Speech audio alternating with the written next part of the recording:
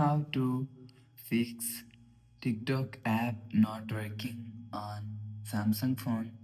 Let's start the video. First of all, go to app library. Here click on settings app.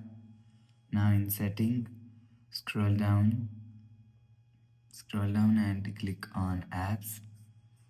After click on apps, you will see this is app list. Scroll down and search app from here.